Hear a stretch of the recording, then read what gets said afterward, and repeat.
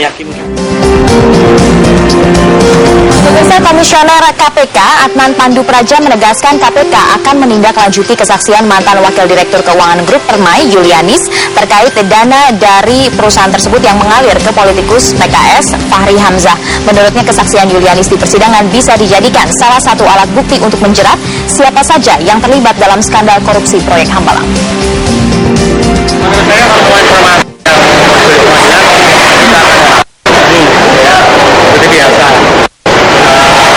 Apalagi kalau ada satu baru di pengadilan, jadi saya tunggu putusannya. Dalam itu apakah memanggil para pihak yang bisa aja nanti kalau memang yang jelas ada tahu bahwa setiap putusan kalau ada putusan perkara. Apa nih soal lagi Pak Julianis itu soal aliran dana ke Ibas terus dan Fahri itu sebenarnya KPK punya bukti enggak selain pengakuan dari Julianis? Pengakuan kemarin itu diungkapkan di persidangan. Kita berharap kalau bisa didalami lebih lanjut yang bersangkutan dan BAP lebih bagus. Ya, sementara itu pemirsa, anggota Dewan Syuro Partai Keadilan Sejahtera PKS Hidayat Nur Wahid menilai fakta persidangan soal aliran dana dari Nazarudin ke Fahri Hamzah hanyalah klaim sepihak mantan anak buah Nazarudin Julianis. Hidayat meminta semua pihak tidak menyimpulkan bahwa Fahri mengambil uang tersebut. Ia juga berharap KPK segera menyelidiki pernyataan Julianis. Bahwa Pak Fahri Hamzah tidak pernah disebut oleh Julianis telah menerima uang. Ya. Kita harus clear, pernyataan Julianis itu klaim sepihak dari dia, pengakuan sepihak dari dia. Dia hanya mengatakan bahwa katanya Pak Fahri Hamzah datang ke kantor dia, katanya. Itu pun Pak Fahri Hamzah menolak kan, dia mengatakan tidak pernah datang. Oke. Katanya datang. Kemudian katanya Julianis diperintah oleh Nazarudin untuk menyiapkan 25.000 US dollar untuk DP pembelian mobil, tidak terkait dengan proyek. Itu juga harus clear, itu kata yang disampaikan oleh Julianis. Dan kemudian Julianis katanya menyiapkan duit itu dan ditaruh di depan mejanya Pak, di depan meja orang yang disuka Pak Fahri. Kemudian dia minta Pak Fahri tanda tangan, Pak Fahri tidak mau. Kemudian yang toret-toret adalah Nazarudin. Julianis tidak pernah menyebut Pak Fahri kemudian menerima uang itu atau mengambil uang itu. Itu harus clear. Saya ingin bertanya dulu ke Mas Tama, posisinya Fahri juga disebut-sebut, layaknya pada saat itu Edi Baskoro Yudhoyono juga disebut-sebut begitu ya. Namun demikian Fahri dalam Twitternya menyatakan tidak akanlah mempermasalahkan ini kasus hukum karena teman-temannya sedang kesusahan. Nah, sementara pada saat itu kita melihat Ibas melaporkan pencemaran nama baik. Sebenarnya ini kalau Anda lihat tanggapannya bagaimana? Apa yang harus dilakukan? Ya, sebetulnya kan kalau soal apa dilakukan itu menjadi tanggung jawab Mas Fahri sendiri ya. Sebagai observer Anda melihatnya bagaimana? Tentu kalau saya melihat perkara ini kan masih dalam proses persidangan. Artinya masih kesaksian-kesaksian yang disampaikan dan ini belum kemudian menjadi sebuah putusan. Dalam pandangan kita, kalau memang betul-betul ada komitmen dalam pemberantasan korupsi, saya dibiarkan saja. Ya karena apa? Karena itu kan diuji. Apakah kemudian pernyataan tersebut terbukti atau tidak? Ketika dia terbukti, ya artinya kan mau tidak mau KPK harus telusuri. Tapi jika tidak, saya rasa setiap orang juga punya hak ya untuk mengambil sebuah respon. Tapi tentu dalam hal ini saya tidak merekomendasikan untuk segera merespon dengan cara-cara yang kontraproduktif dengan pemberantasan korupsi. Harapan kita itu. Baik, Bung Palmer, Anda melihat kejadian yang sama pada Fahri ini adalah yang terjadi dengan Ibas? Ya, Nur Hidayat, beliau itu tadi sudah berbicara baik. Begitulah yang santun bicara, menghargai proses hukum, walaupun membela Fahri. Harusnya Fahri belajar sama beliau itu. Ketika dulu ada Julianis mengatakan di luar sidang, terus Fahri di beberapa media sempat mengatakan itu sampai saya somasi. Sudah banyak tersangka mengatakan Ibas menerima uang dari Hambalang. Kan ini nggak betul lah kan gitu, makanya minta klarifikasi. Dan kenapa mesti melontarkan hal-hal yang dia tidak tahu? Nah sekarang kalau ada tuduhan seperti itu, saya mau mengatakan apa yang dikatakan Julianis itu jangan diblok, tetapi biar mengalir. Kita serahkan KPK, media mengawasi. Waktu itu tidak hanya aduan pencemaran nama baik terhadap Julianis, tapi juga somasi terhadap Fahri Hamzah ya? Iya, ada kita somasi Fahri Hamzah. Somasinya begini, artinya kan karena Undang-Undang Pasal 311 itu wajib diberi kesempatan kepada yang menuduh untuk membuktikan. Nah, dalam rangka itu sebenarnya buktikanlah kalau memang ada beberapa terdakwa atau tersangka yang mengatakan tidak satu pun tersangka atau terdakwa. Itu pernyataan Julianis di luar sidang. Sekarang berubah, pernyataan itu sudah di dalam persidangan kan, sudah, artinya itu pun masih bisa kita challenge dalam artian melakukan perbuatan kesaksian palsu.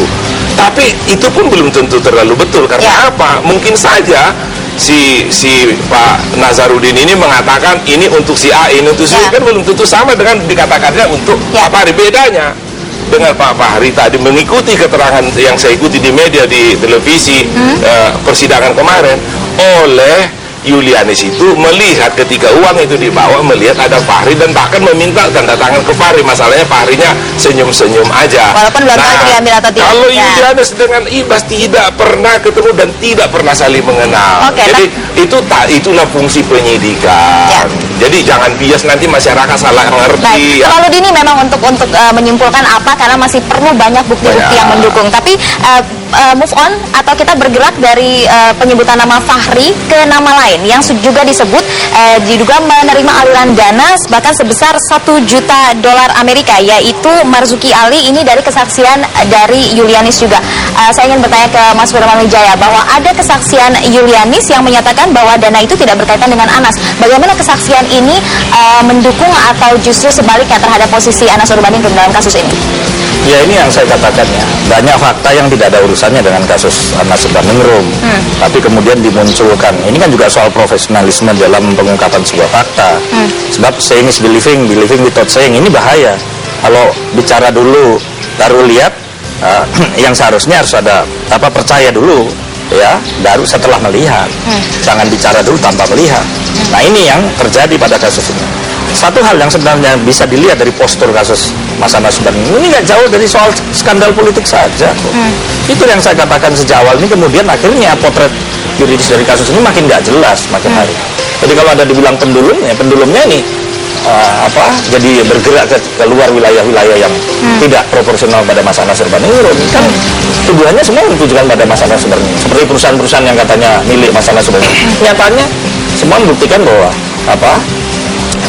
perusahaan-perusahaan itu ternyata milik Nazar. Mestinya peradilan tipikor progresif saja. Bahkan Mas Anas mengatakan, kalau ini memang milik saya, sita saja. Nah, anehnya istrinya Nazar, Neneng, mengatakan, oh jangan, itu punya saya. Ini kan sudah menunjukkan bahwa untuk mempercayai sebuah informasi perlu divalidasi. Itu kan selalu disebut KPK. Tetapi kali ini kan tidak terjadi. Tiba-tiba ada informasi selonong muncul begitu saja, menyelonong dalam sebuah proses tanpa ada hasil akurasi datanya. Makanya betul yang disampaikan Pak Hidayat Nurmahid itu. Jadi Anda melihat penyebutan nama orang kalau sekedar menyebut tanpa ada buktinya, seperti menyebut nama Pak Fahri Hamzah, ya jelas. Jadi Anda melihat bahwa kesaksiannya jangan disebut dengan make news itu. Hanya menyebut nama orang membuat berita. Itu kan terjadi pada Pak Anas Urbaningrum. Nah, substansi kasusnya sendiri seperti yang saya katakan, akhirnya ujungnya kasus ini nyata-nyata soal konflik di dalam Kongres kan. Ini yang secara yuridis kemudian sulit kita mengatakan ini kasus pidana atau kasus apa. Nah, kalau Mas Tama, Anda melihatnya ini lebih ke politis dan jadi keluar dari hukumnya, hambalangnya sendiri tidak substansial, Anda melihatnya? Law is everything about evidence. Jadi semuanya sebenarnya soal bukti. Nah, kita kan juga sebetulnya harus lihat juga bahwa perkara hambalang ini kan kemudian nggak serta-merta langsung ada. Tidak kemudian KPK 6 orang kemudian dipanggil, disidik, kemudian dia diproses di peradilan, kan tidak. Tapi kita lihat sejarahnya awal. Ini soal apa sebetulnya? Soal Wisma Atlet. Nah, di sanalah kemudian bicara soal uang, bicara soal transaksi, bicara soal fee yang dikelola oleh perusahaan yang kemudian itu digunakan untuk sarana-sarana politik. Jadi jangan dibalik, ini soal kasus politik kemudian dibawa ke ranah hukum, bukan. Tapi justru adalah persoalan-persoalan bagaimana kemudian fundraising dalam tanda kutip itu menggunakan sarana-sarana korporasi kemudian dia melakukan korupsi. Nah, fee ini yang dikumpulkan kemudian dikelola.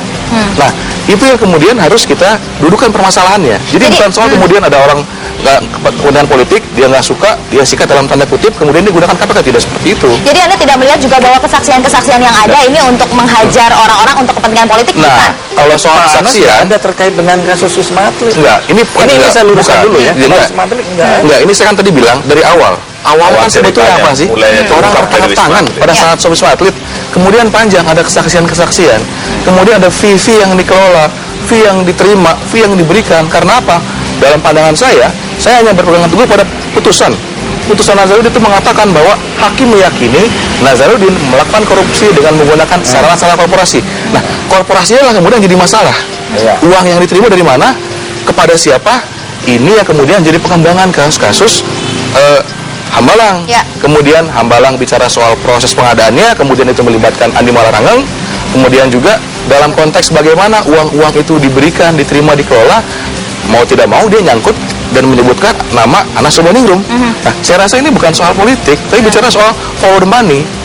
Jadi bukan bicara soal kemudian kalau saya sih kemudian ada orang kebetulan saya luruskan aja bahwa memang fakta yang terakhir ini semua yang dibicarakan dalam persidangan kesuasana ada soal kongres. Nah, akhirnya tercampur baur antara pelaksanaan kongres dan pemenangan kongres. Setelah kita verifikasi, validasi, saksi-saksi malah makin menunjukkan yang tadinya cuma Nazarudin kok.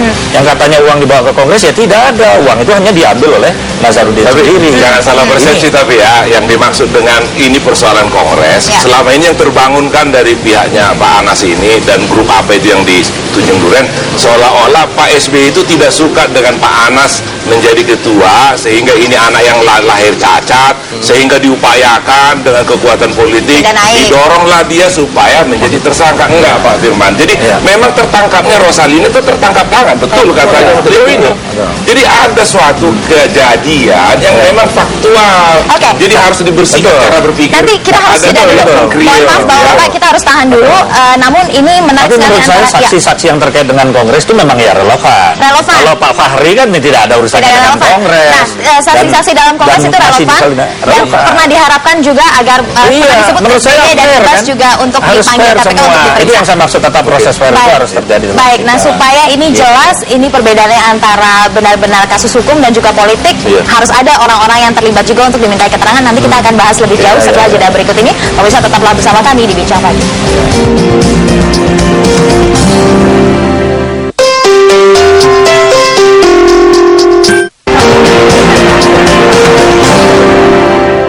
Didukung oleh A kick of perfect white coffee.